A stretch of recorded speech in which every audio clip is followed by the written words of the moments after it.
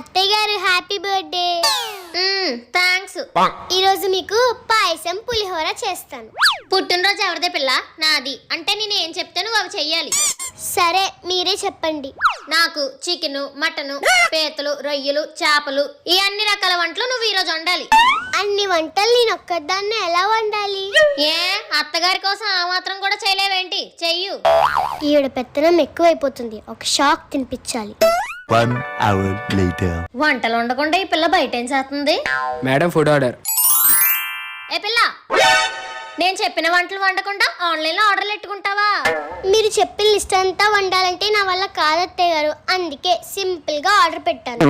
సర్లే ఏదోటి లోపలికి తీసుకురా. అత్తయ్య గారు బిల్లు కట్టరా? అదేటి నువ్వు కట్టలేదా? బర్త్డే మీదైనప్పుడు మీరే బిల్ కట్టాలి కదా.